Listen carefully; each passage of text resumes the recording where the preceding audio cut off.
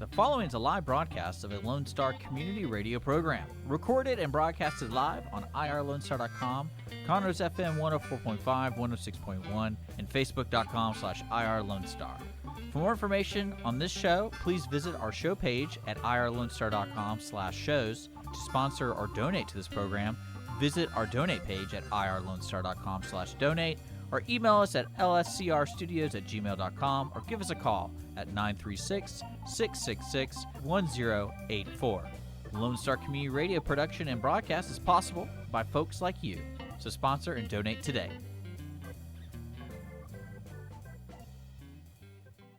You are listening to Lone Star Community Radio on 104.5 KCZW LP Conroe and 106.1 KZCC LP Conroe, and worldwide on irlonestar.com.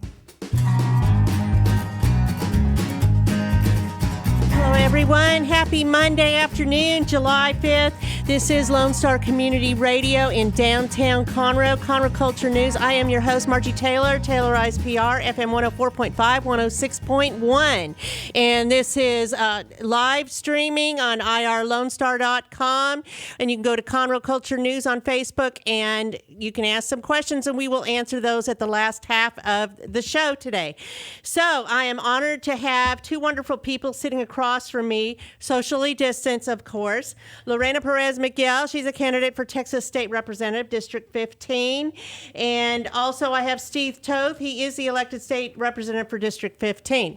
So we are talking about COVID today, and because what else is there right now? Exactly. And how that all relates to everything we have going on, health issues, mask, no mask, all of that. Everything. And keep it nice, keep it clean.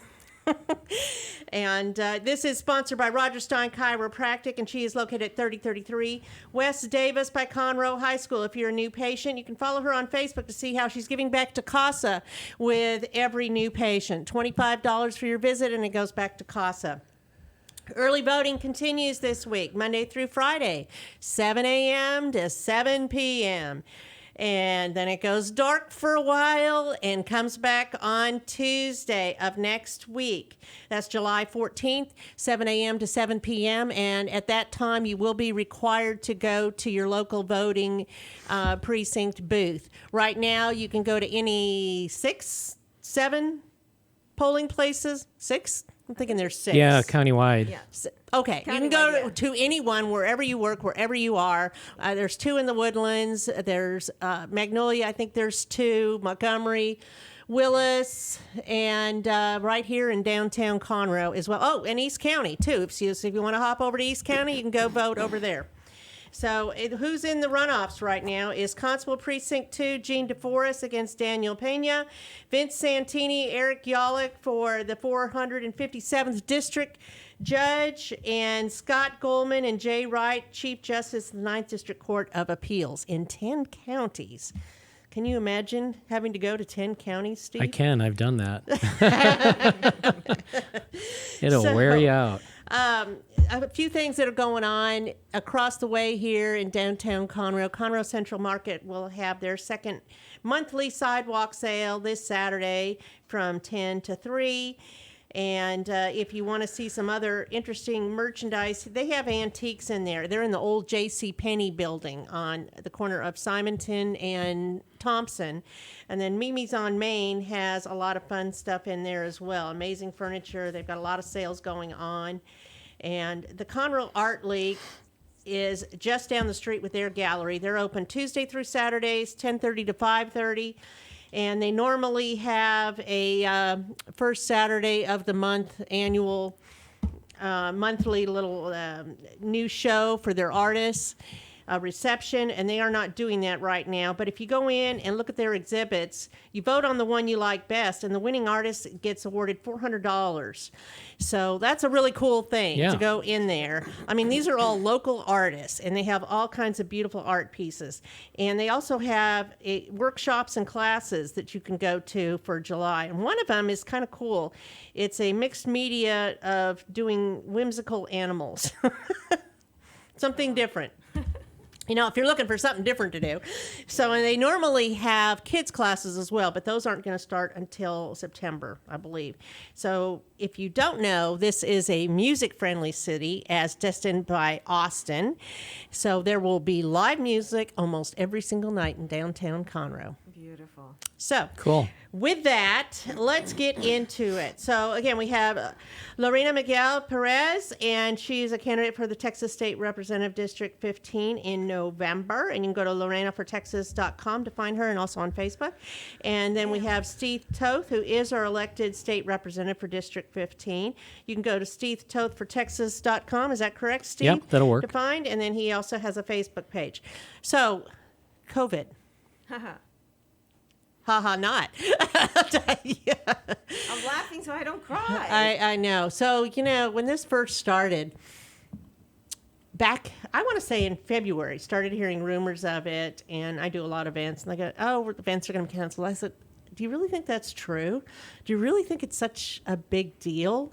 And sure enough, it was, because come March, things rapidly changed. In I February, can remember. in February, in fact, Dr. Fauci was saying, no big deal, nothing to worry about, full steam ahead.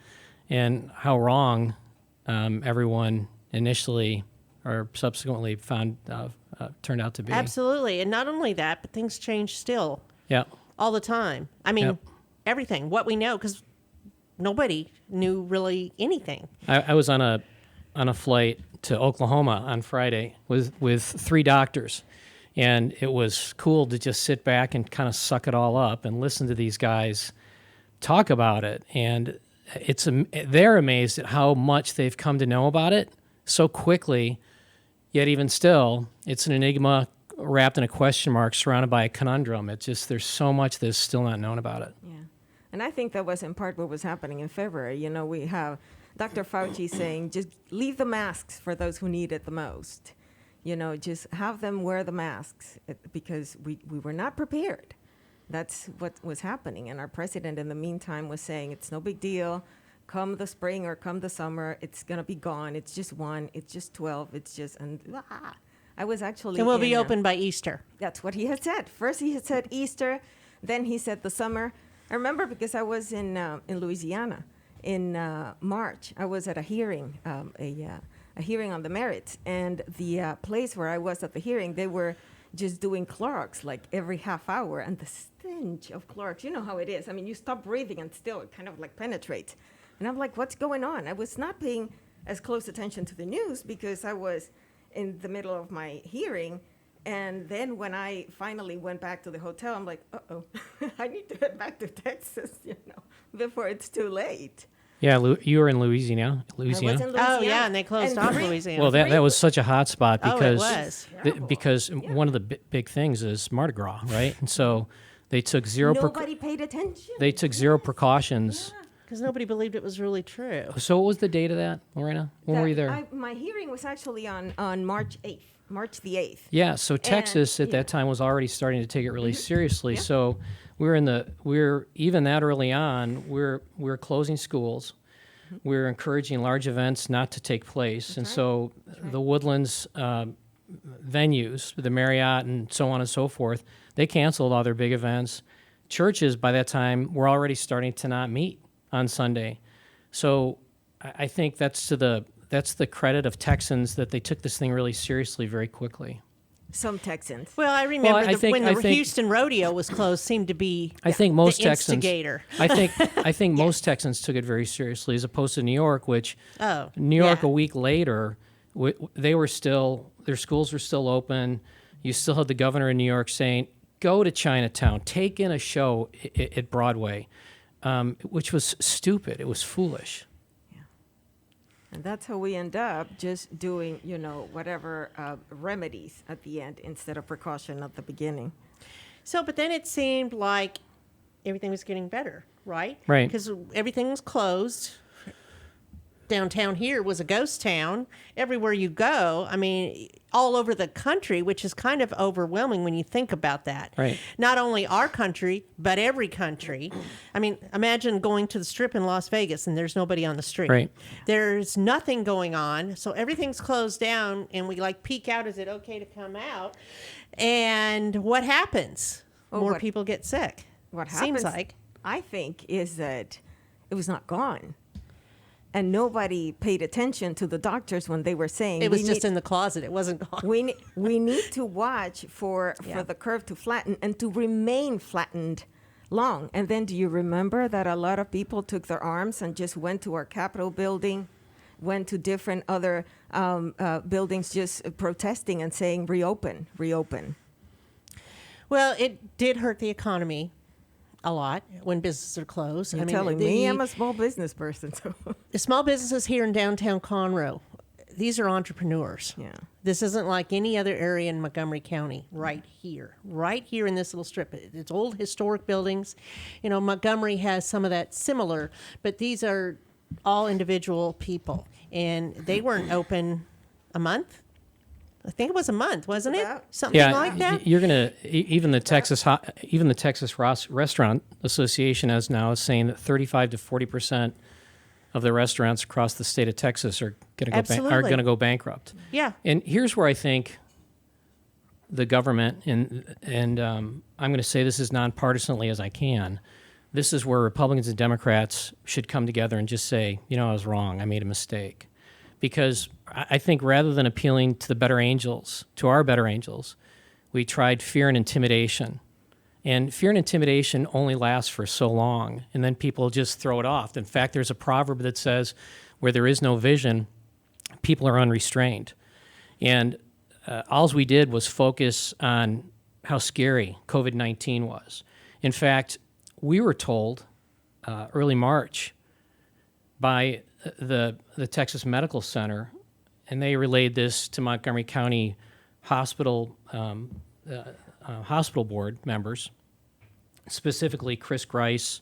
I got a call from Chris Grice and Brad Spratt, and they said, Steve, this is going to be really bad. By April 24th, we're going to have 100,000 cases. And from that point forward, and keep in mind, we had already closed the schools. Churches were no longer meeting. There were no large gatherings held anymore.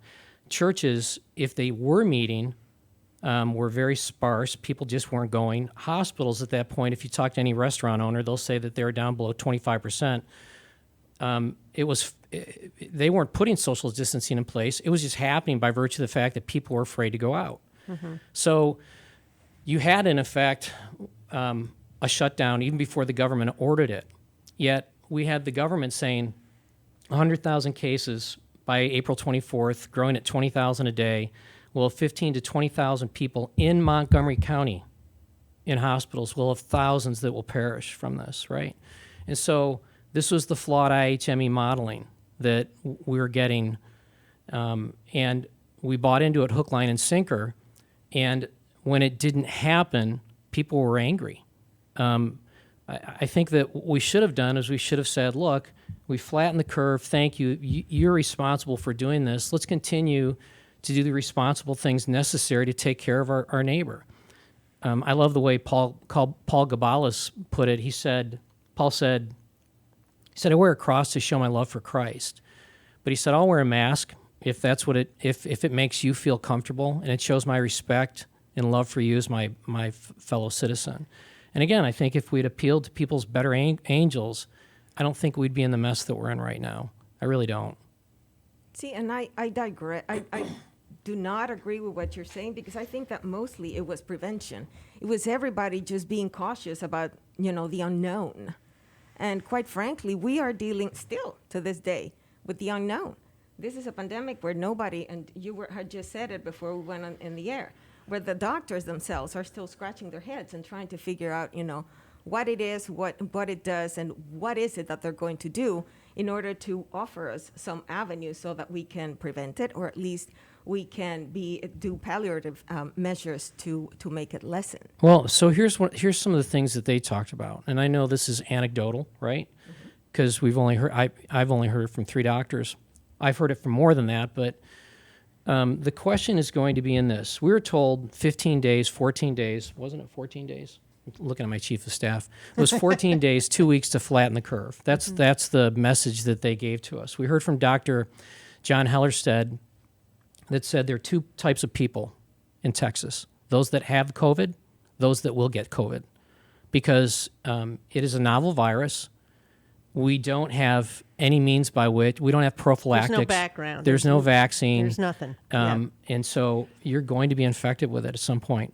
And the only way that you stop that is it reaches herd immunity at 60 to 70%, or vaccine, or we have a vaccine. One of those two.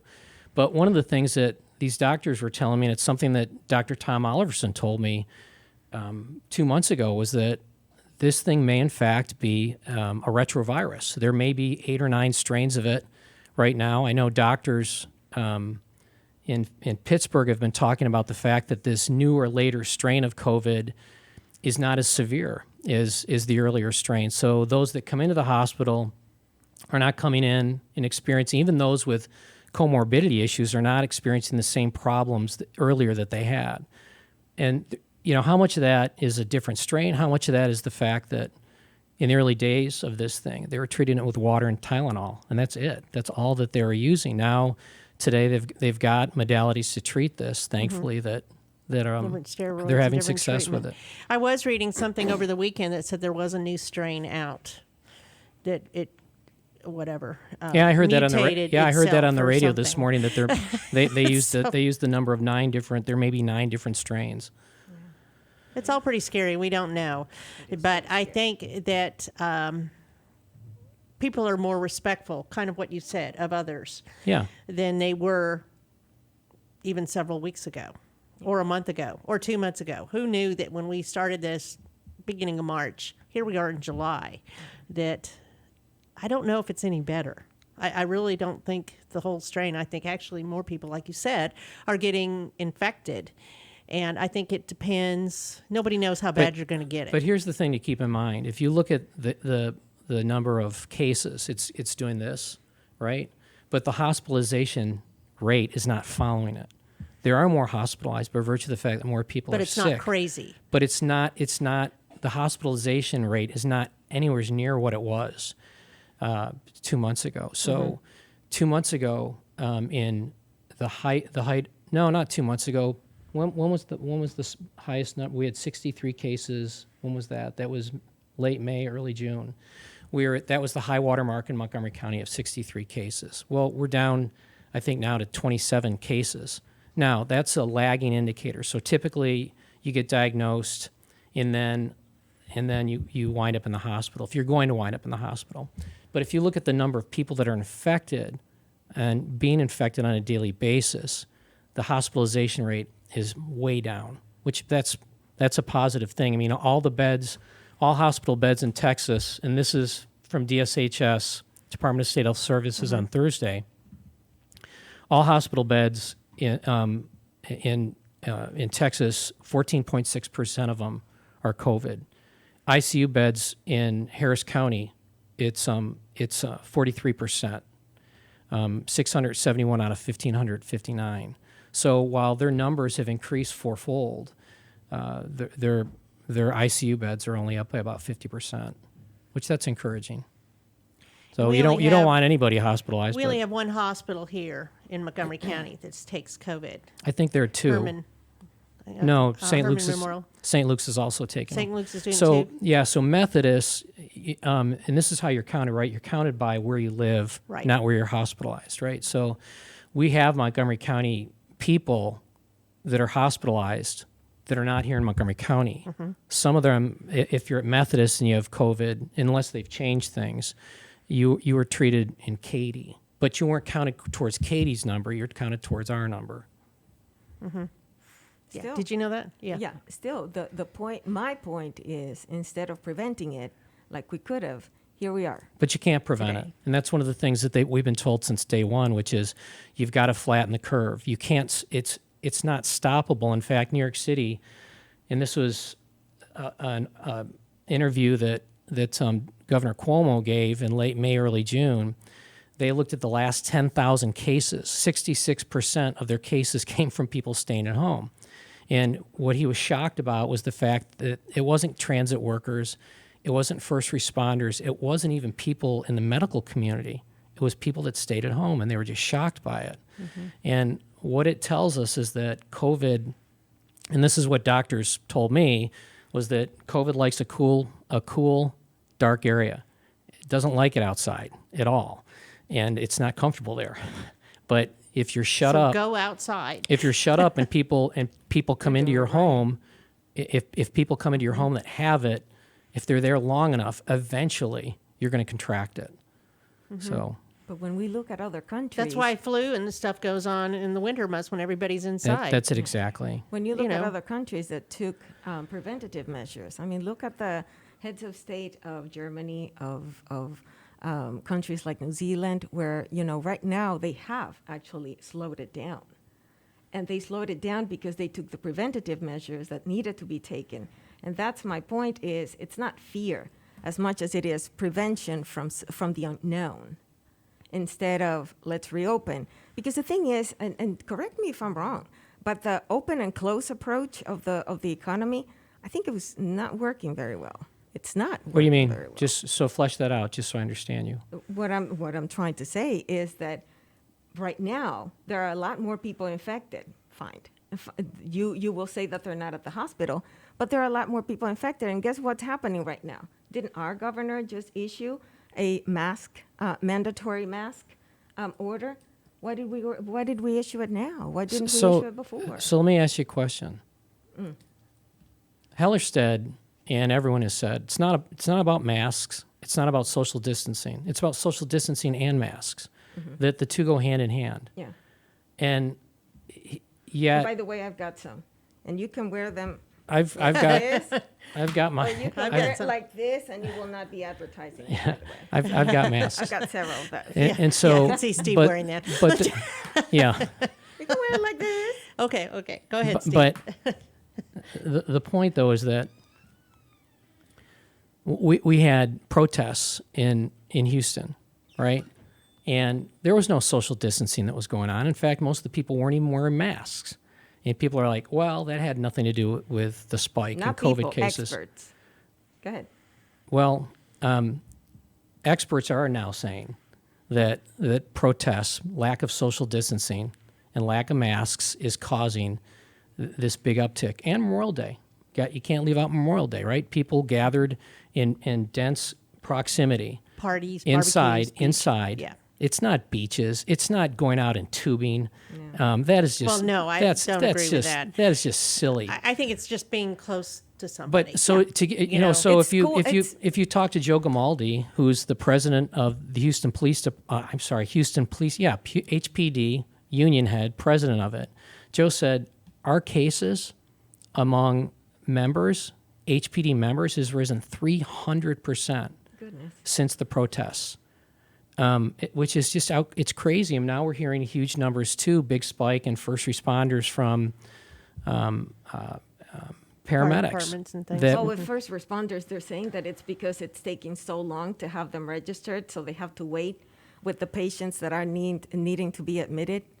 That's what I read. Well, I don't know when you read it. it's people that were involved in the. I mean, our first responders have incredible PPEs. I mean, it's just there is no issue with getting them in Yeah. PPEs, and Yeah. they're doing all the right OSHA steps necessary, even from the way they put their gloves on and take them off, to the way they put masks on, take them off, wear isolation, level 3, class 1 and 2 isolation gowns. That's not the problem. The problem is that when you put massive numbers of people together in just elbow to elbow proximity, without taking any precautions, Breathing the air. you're going to have spread.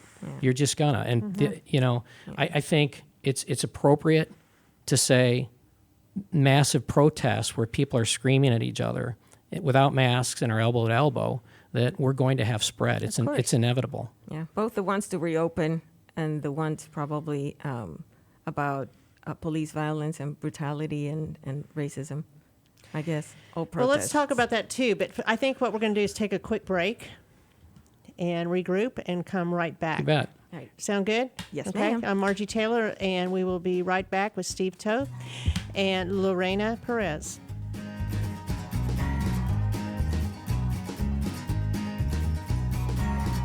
Since 2004, Roger Stein Chiropractic has offered spine and joint manipulation services to residents of Montgomery County and surrounding areas. Conditions treated include lower back pain, migraines, headaches, whiplash, carpal tunnel, neck pain, sciatica, joint pain, sports injuries, herniated discs, and complications from pregnancy. Roger Stein Chiropractic, led by Dr. Stacy Rogers and Dr. Brian McGee, is an integrity-verified chiropractic clinic. Call 936-441-9990 for an appointment or visit rogerssteinchiropractic.com. That's RODGERSSTEIN chiropractic.com. Health Center Southeast Texas is a federally qualified health center. We accept Medicare, Medicaid, and most major private insurances. For our self-pay patients, we have a sliding scale discount program available. Our health centers have qualified providers and staff striving every day to provide the best quality of care to our patients. Services offered are family medicine, behavioral health services, telepsychiatry, and pediatrics. We have 4 area locations. Look up the Health Center Southeast Texas online at hcset.com. Hey guys, this is Connor. This is Dick. This is Chris. And we're with the Ticket Stub Podcast every Thursday live at noon on 104.5 and 106.1 FM in the Conroe area. Also, anytime at irlonestar.com. You go to irlonestar.com/TTS. You can find all of our social media. And don't forget, we give away 2 tickets to the Grand Theater on every show. If you like movies and you like complaining or celebrating anything that has to do with the silver screen, check out the Ticket Stub Podcast and join us every Thursday at noon o'clock on Lone Star Community Radio. Don't forget to download the Lone Star Community Radio app from your Google Play or Apple Store. Bring Montgomery County's community radio with you anywhere with your smartphone or tablet. If you are in the Conroe area, tune in on FM. That's Conroe's FM 104.5, 106.1. If you are on the computer, bookmark irlonestar.com as your internet radio station. A Lone Star Community Radio. Broadcasting 24/7 from the heart of downtown Conroe, Texas.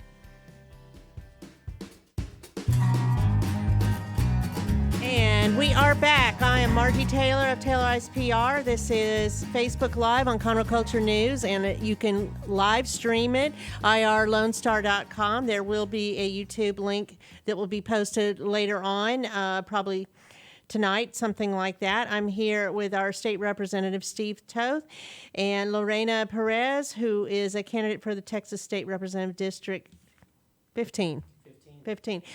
So tell me about where that district is. I mean, I know it's in the Woodlands. What are the boundaries? You want to do it? You can do it. Okay, so if you take a northern boundary of 1488 and you go about 3 miles north of that, and then you go all the way down to Harris County, the river. Those are your north-south boundaries.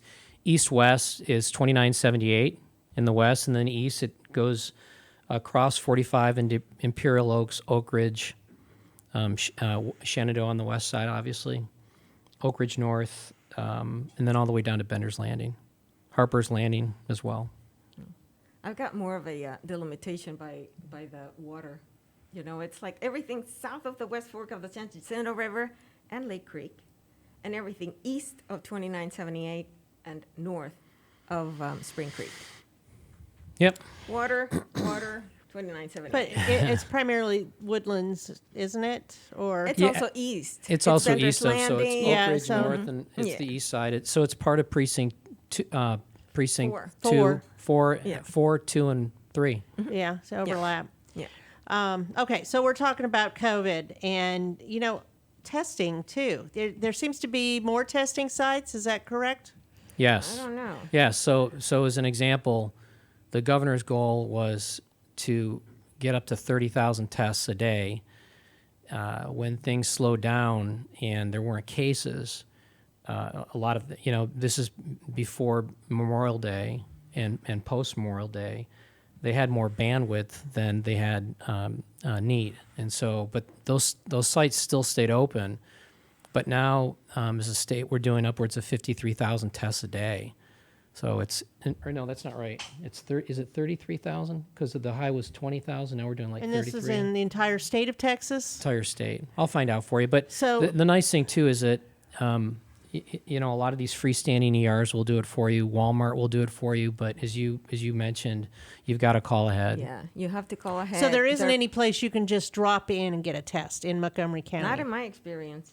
Unless you went to Miss Rita's, when she was doing it, but Well, it that was was, only 2 days. when was that, May? Yeah, that was in May. Yeah, Seems that like was- a long time ago. So, right? but during that same, So- but within a week of that too, though, there's a time when, for the better part of 3 weeks, my son did it. My son, he was hanging out with some kids at church playing volleyball, and one of the kids came up positive for COVID, and so he went out and got tested and called Walmart and got tested that day, and Lucky him. in and out. Not lucky him. Where do they do it at Walmart? I mean, they don't have like a ready clinic? No, they do like a drive-through is what I understand. But when I called, they said they were closed. that was 5 weeks ago, Yeah, right? So they were closed. They were not doing But the there's weekend. more now, right? Yeah, Yeah. they were not doing the weekend.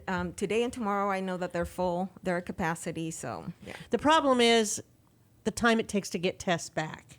Sometimes it takes like a week or longer. yeah, to so get like- Unless you do tests the back. rapid. Walmart was doing the Yeah. rapid test, and you got your results in 15 minutes. Is it as 15 minutes. efficient as like what you and I took, that nasal thing? That's what they're doing. Oh, that's what they're doing? Yeah. Okay. Yeah, the rapid test is also that kind of swab, but what they're saying is that it's only 70% accurate. Well, and then if you give Still blood gives right you a now, 30%. Oh, yeah. they are You get the antigen. they test. are I don't know if it's antigen. Is that the right word? Antibody. There you Oh, go. I Thank knew that you. one Thank didn't you. sound right. Yeah. So if you give blood right now, and I did that a week ago, Yeah. they are testing to see if you have the antibody. It's a Good. seroprevalence test. Yes, Yeah. Yes. Good. Meaning you could have had it or could have had it. have it, Right. possibly. Could have had it, or Yeah. you're in the presence of building up You have those cells hanging an out in antibody you. for it. Yeah. Yeah. So I don't know if that's good to know or not. But Donate blood. yeah, I did that. So what is school going to look like? Oh, goodness gracious. I hope that they do reopen. Yeah, I but mean, then that's- again, I hope that they do reopen That's safely. that's You a have a daughter in school. I have a daughter in high school, and I have a son in elementary school. Yes. Yes, ma'am. so among young kids, little kids, that's not where the spread is happening, and so kids don't shed it the way adults shed it to infect other people, and that's study after study is showing that. But I think there's so much pressure being put on the schools not to open. And again, this is look. I think we need to. Steve, grown-ups teach children. I wish that it was only kids in the schools. But what about But again, the point is that don't kids you worry about kids. the teachers? I do worry about the The teachers. admin? Absolutely. So, kids don't shed it the way adults shed it, and teachers still need to take precautions.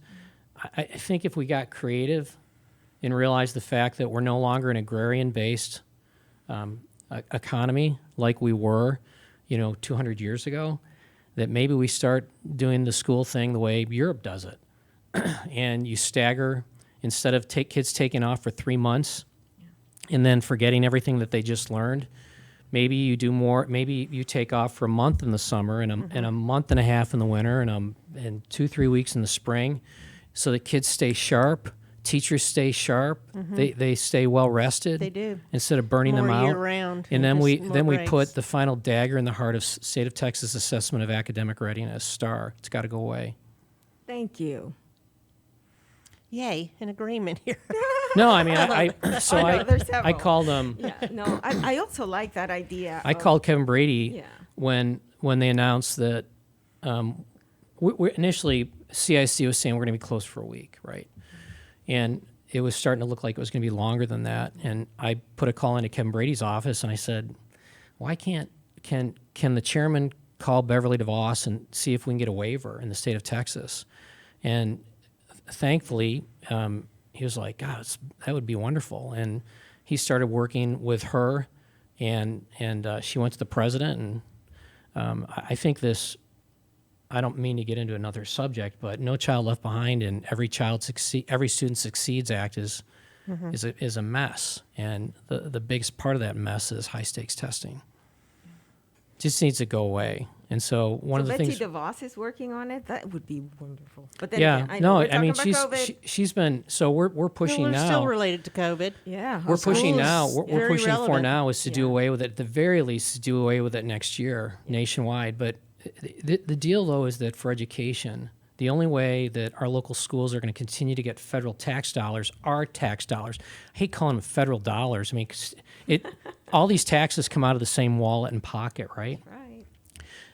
But I'd like to see them come back here without the stipulation that we have to do high stakes testing.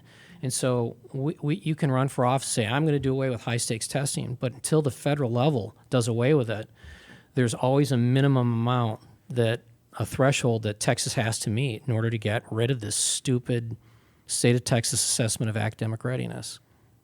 STAR. That's right. So the schools are sitting here wondering what they're going to do. I mean, superintendents, the teachers, and all of them.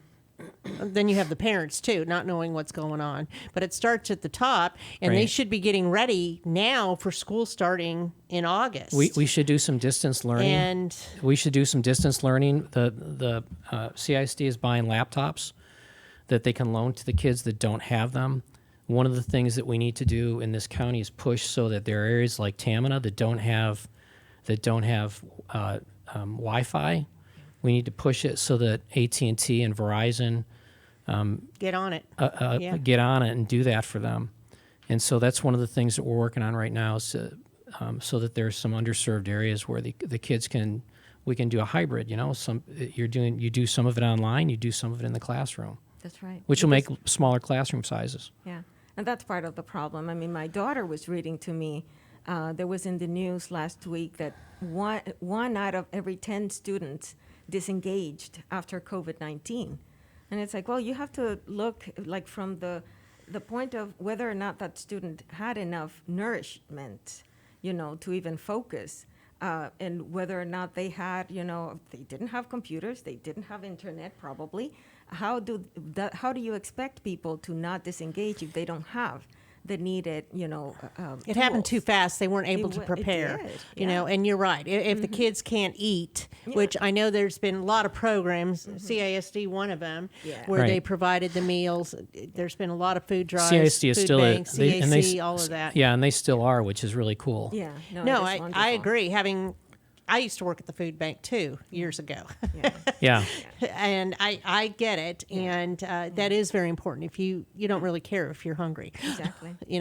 But they do need the equipment, they need the internet, and Just like you Steve know, was that's. saying, let's just bring. But I them think the they right also need tools. engagement. You can't just expect kids to learn on their own. Well, all I the mean, time. you've They- got to they have need to be engaged. Yeah, you've got to. I mean, there's got to be there has to be a parent or grandparent in the home that is holding that kid accountable. Right. I had a mentor in high school. His name was Marty Keating, and Marty was this 6'4" swim coach, and I used to work out with a swimmer. I was a wrestler, but I said to him, Coach, why are you so hard on the kids? He said, Steve. He actually called me Steven. He said, Steven, if kids are kids, and if you turn your back, they're going to screw up. And that's why we have to train them and teach them how to be good, responsible adults. And it's whether it's coaching, are athletics, so or valuable. it's just your studies. You've got to have somebody there that's helping you manage. That's right. Your And where did you time. go to school, Steve? That was upstate New York and at Pittsford, Mendon. And Lorena, where are you from? Dominican Republic. Yep, that's where I went to school. Okay. Can I take this call from my wife? I'm kidding. Honey, love you. Can't talk to you right now. You can if you want to. No, that's all It's right. up to you. So Okay. let's just hope our spouses are listening. So let's take another quick break, and we'll come back with some things we want to talk about to wrap it all up. Sounds Tie good. it together. Sound Yes, good? ma'am. Yeah. Okay. We'll be right back.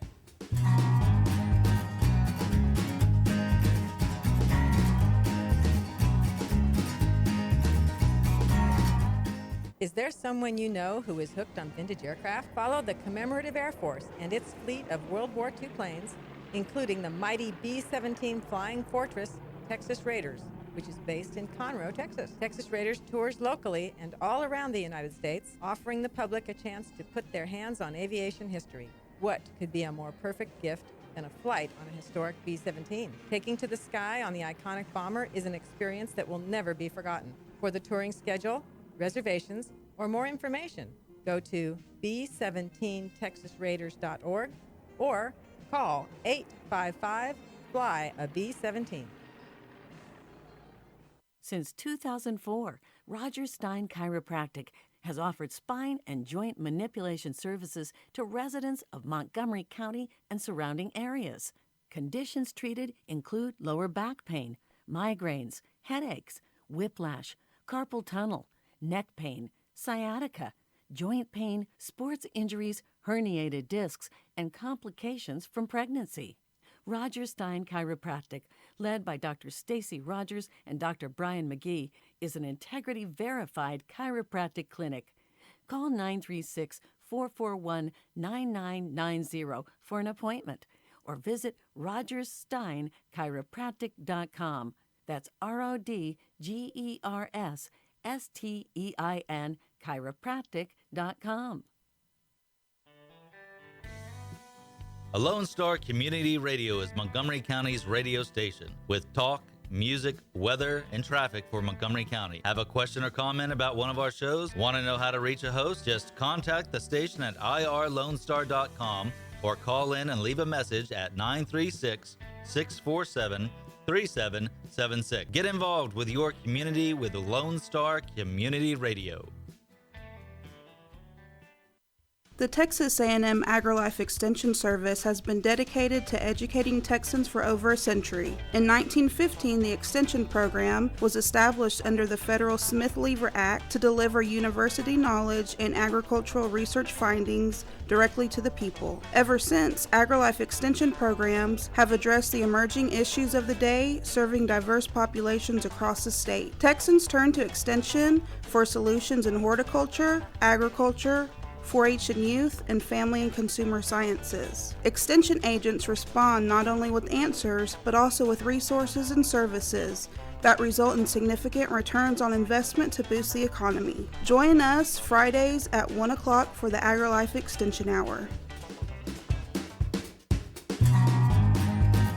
Okay, and we are back for our last segment. Thank you for listening today, all of you that are hearing us talk about COVID, testing, all of that.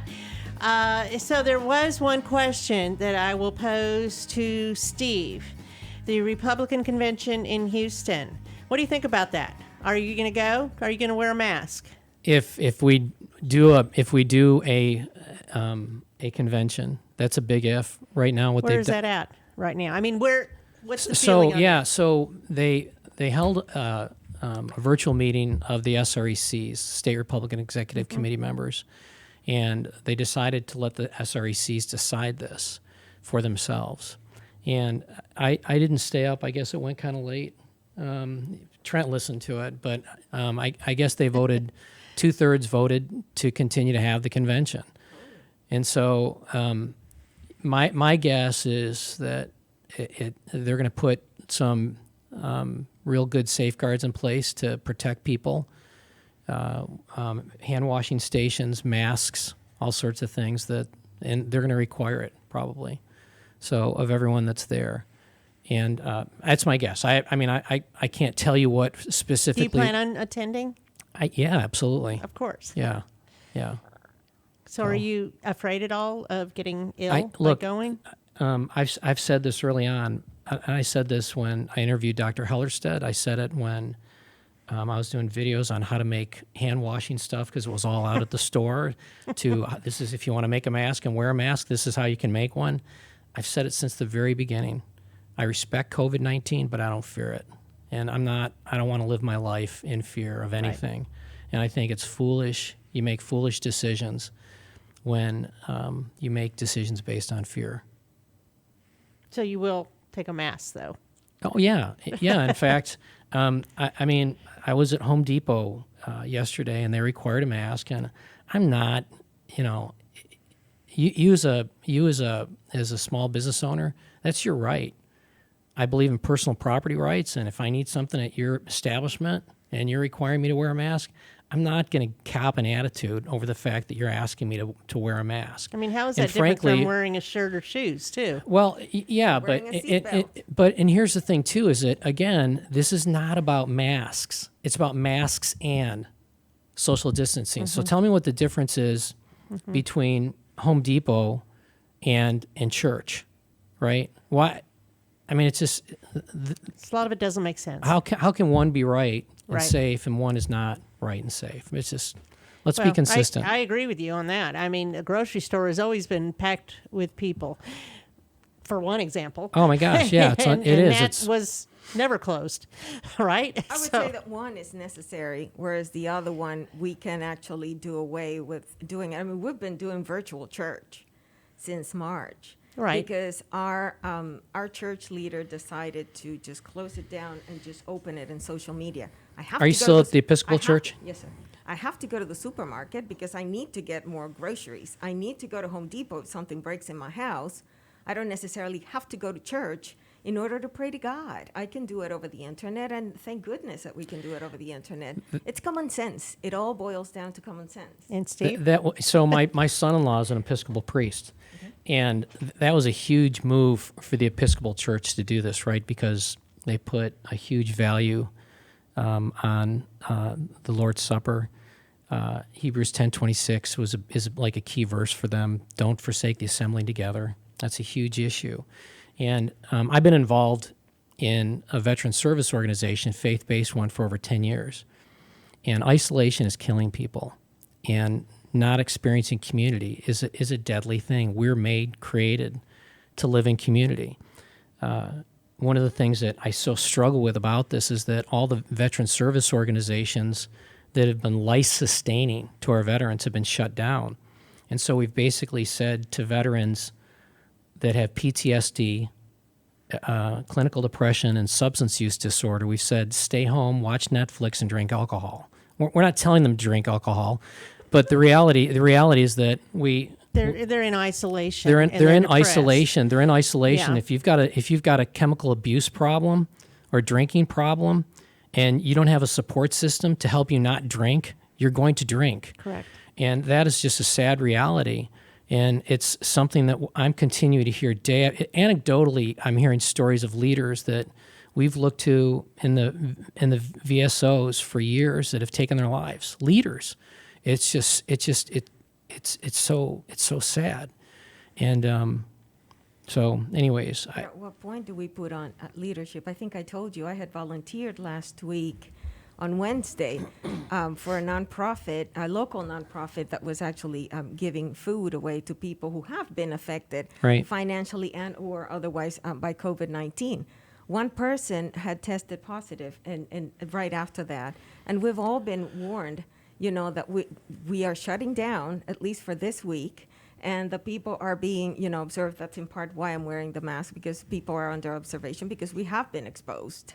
So to what point do you also risk the well-being and the health of the people who are providing those services? And what about trying to find other avenues so that we can still provide those services? the hard part in this. And if Yeah, I go may ahead. finish, No, go ahead. My, Yeah, I'm sorry. my husband helps with the youth group. He is one of the co-leaders of the youth group at our church. They bought a Zoom account, and they're doing it via Zoom, and they do meet as often as they can. But they are also, we have to adjust. This is all new, and we all have to adjust to the unknown. The hard part in this is that I don't know that we're doing a very good job, Republican or Democrat, at listening to the mental health community that is screaming in our ear, this is a problem. So this is Channel 5 Bay Area. They ran a story in late May, saying we saw more suicides in April than they had the whole prior year. And people don't talk about suicide, right? If a family member commits suicide, it's kind of an embarrassment. It's kind of something that you just don't want to talk about, right? It doesn't get headlines. That people don't, when someone puts a gun in their mouth or when someone drinks themselves to death, we don't talk about it, right? And I know Ann Snyder and Judge Wayne Mack have really tried to bring this to the forefront. We've got a problem in South County. We've got a problem in Montgomery County. We've got a problem in America right now. I think that's one of the things Rita Wiltz is working on too, and with the coalition that she's starting up as well. That's right.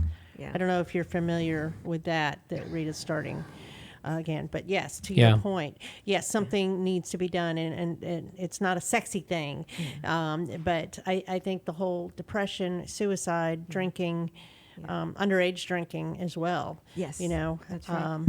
I'm also with the National Alliance for Mental Illness, and they have been very proactive. The group NAMI has been very proactive at being there and just opening alternative channels to people so that they actually can have the access to whatever support groups they can have, because it is true. This is different. Yeah. And it is actually not only that, but we also have an immigration clinic the fourth Sunday of every month.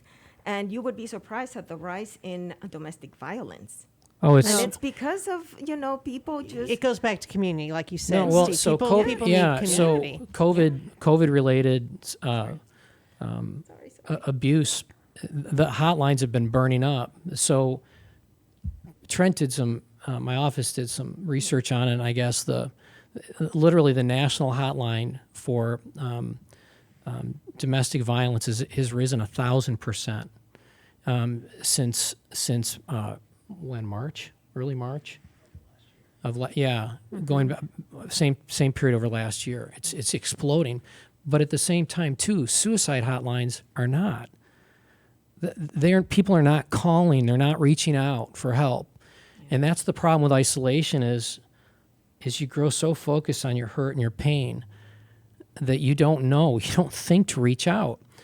Even if you look at Montgomery County's own mental health, but physical health issue, is that in the month of May, Impact Magazine did a story on this. People died at home alone of strokes and heart attacks. They never called 911 because they were afraid of going to the hospital. Right. We had the hospital district on here talking about that, and they were afraid because of COVID and getting it, and you need to go. And they were emphasizing, you need to go. We got plenty of room for you. Come on. Yeah, let's go. they do. So We got room. Yeah. Okay, so we only have a couple minutes left. I think this has been a very productive conversation, and what I'm getting from it, Republican, Democrat, doesn't matter. Be safe and be considerate of others and what they want and their health. We're all a part of this, all of us in this community, and even outside this community. If you step out into Houston or other parts in Texas, rest of the world. I do think that we will get it at some point. But what degree, how bad it hurts us, nobody really knows. And some of us have more vulnerable aspects of our lives. I mean, I have asthma, and I'm probably older than both of you. So, But then again, young people are getting it too. So we all just need to be considerate, be safe. And if you feel comfortable wearing your mask, wear your mask in public. I do. Anything else you two want to add? Thanks for letting us hang out with you. Yeah, so we have Steve Toth for Texas.com again, and Lorena for Texas.com. There's some similarities to that. Go to my Facebook page. What? Go to my Facebook page, though. Go to your Facebook page. If you go to my website, I've got the feed. It's easy to Google. Everybody knows how to do that. Go in the right. search, find them, ask them questions, and maybe we'll have them both come on the show again, maybe when COVID is past. So that's all for today. And thank you for listening in. And we will have a YouTube link of this that we will post on Conroe Culture News later on. Thank you. Thank you.